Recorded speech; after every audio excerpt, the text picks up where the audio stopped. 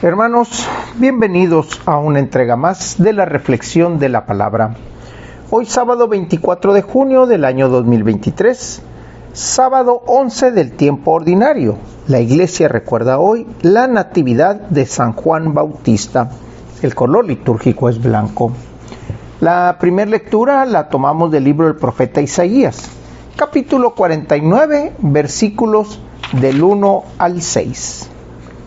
Escúchenme, islas, pueblos lejanos, atiéndanme. El Señor me llamó desde el vientre de mi madre, cuando aún estaba yo en el seno materno, Él pronunció mi nombre.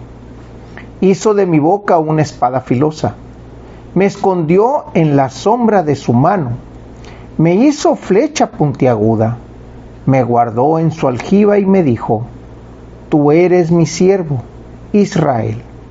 En ti manifestaré mi gloria. Entonces yo pensé: en vano me he cansado, inútilmente he gastado mis fuerzas. En realidad mi causa estaba en manos del Señor, mi recompensa la tenía mi Dios. Ahora habla el Señor, el que me formó desde el seno materno para que fuera su servidor, para hacer que Jacob volviera a él y congregar a Israel en torno suyo. Tanto así me honró el Señor, y mi Dios fue mi fuerza. Ahora pues, dice el Señor, es poco que seas mi siervo, solo para restablecer a las tribus de Jacob y reunir a los sobrevivientes de Israel. Te voy a convertir en luz de las naciones, para que mi salvación llegue hasta los últimos rincones de la tierra. Isaías, en esta liturgia, en esta lectura, en esta reflexión, tomando como base la natividad de San Juan Bautista, podemos decir que él, de alguna manera, a través de él, mejor dicho, y a través del bautismo de Jesús, es de quien habla. Te voy a convertir en luz de las naciones para que mi salvación llegue hasta los últimos rincones. Juan empezó la predicación. Juan le dio la apertura a Jesús. Hay que recordar que Jesús fue al río y donde estaba bautizando Juan, y Juan le dice, esto lo leemos en el Evangelio de Juan, y Juan le dice: yo no puedo bautizarte a ti. Tú eres quien me tienes que bautizar con fuego. Yo no puedo porque tú eres el Señor. Jesús sencillamente le dijo: conviene que así sea. Y Juan bautizó a Jesús. Esto que nosotros estamos leyendo aquí es la profecía de Jesús. Y la profecía se viene a cumplir en el bautismo que Juan ya había iniciado. Juan era el precursor. Juan ya estaba hablando y diciendo: arrepiéntanse, crean en el Evangelio. Arrepiéntanse porque el reino está cerca. Eso es lo que venía predicando Juan, y eso es lo que estamos encontrando en esta lectura de Isaías, aunque también vemos prefigurada la figura de Jesús. De la segunda lectura la tomamos del libro de Hechos de los Apóstoles, capítulo 13, versículos del 22 al 26. Pablo les dijo a los judíos: hermanos, Dios les dio a nuestros padres como rey a David, de quien hizo esta alabanza: he hallado a David, hijo de Jesé, hombre según mi corazón, quien realizará todos mis designios. Del linaje de David, conforme a la promesa, Dios hizo nacer para Israel un Salvador, Jesús. Juan preparó su venida, predicando a todo el pueblo de Israel un bautismo de penitencia. Y hacia el final de su vida, Juan decía: yo no soy el que ustedes piensan. Después de mí viene uno a quien no merezco desatarle las sandalias. Hermanos míos, descendientes de Abraham y cuantos temen a Dios, este mensaje de salvación les ha sido enviado a ustedes. Pablo corrobora bajo el término de Hechos de los Apóstoles, en este libro de Hechos de los Apóstoles, la predicación de Juan. Yo no soy el que ustedes creen. Yo predico con fuerza, predico con la palabra que Dios me ha dado, predico con la sabiduría que el Espíritu de Dios me ha concedido, pero yo no soy el que ha de venir. Alguien más grande, alguien más fuerte, alguien que viene desde lo alto, es el que estamos esperando. Ese es el Mesías. Por eso al principio nos dice,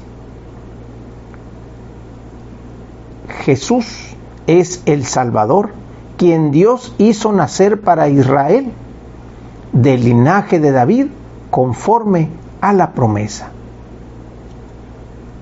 Juan simplemente preparó el camino.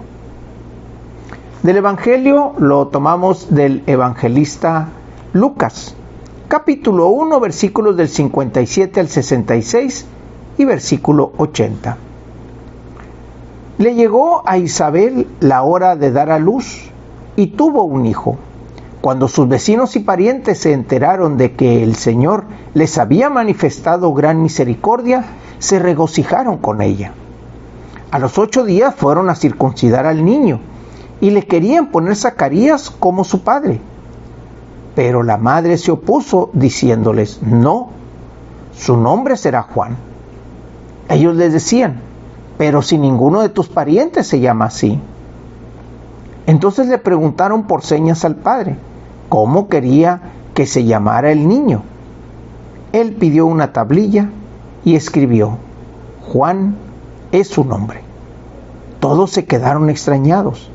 En ese momento a Zacarías se le soltó la lengua, recobró el habla y empezó a bendecir a Dios.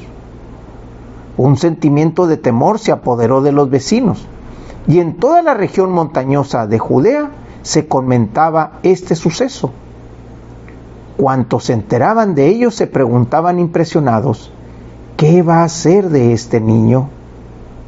Esto lo decían porque realmente la mano de Dios estaba con él. El niño se iba desarrollando físicamente y su espíritu se iba fortaleciendo y vivió en el desierto hasta el día en que se dio a conocer al pueblo de Israel.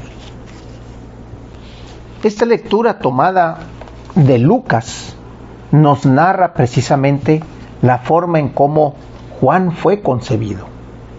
Juan, al igual que Jesús, fue concebido por obra de Dios.